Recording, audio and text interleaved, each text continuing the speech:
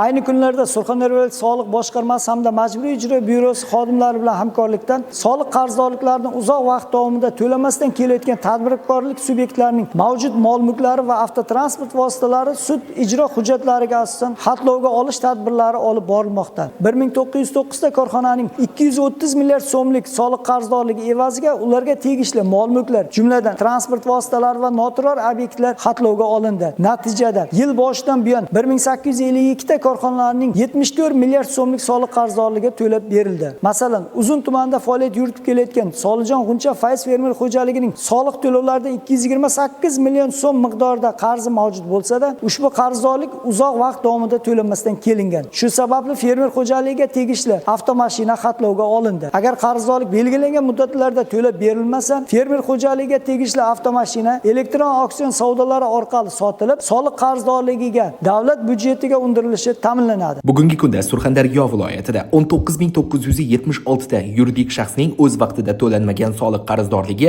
644 milliard so'mni tashkil etmoqda. Shu bois viloyatda soliq xizmati organlari va majburiy ijro byurosi xodimlari hamkorligida soliqdan qarzdor korxonalarning mol-mulklarini xatlash tadbirlari olib borilmoqda. Xatlov tadbirlari davomida 71 million so'm soliq qarzdorligini o'z vaqtida to'lamagan Termiz shahridagi Termiz Metal Gold mas'uliyati cheklangan jamiyatining Malibu rusumli avtomashinasi xatlandi. Shuningdek, ushbu korxonaga tegishli mana bu umumiy ovqatlanish shoxobchasi ham xatlovga olindi. Xuddi shunday Termiz shahrida faoliyat yuritayotgan Ardasher Termiz xususiy korxonasiga qarashli mana bu savdo shoxobchasi binosi ham 72 million so'mlik soliq qarzi uchun xatlanib, belgilangan tartibda muhrlandi. Eng achinarlisi, ayrim ishbilarmonlar moddiy ahvoli yaxshi bo'lishiga qaramasdan soliqlarni to'lashni ortga surmoqdalar. Unutmang, soliqlarni to'lash konstitutsiyaviy burchimizdir.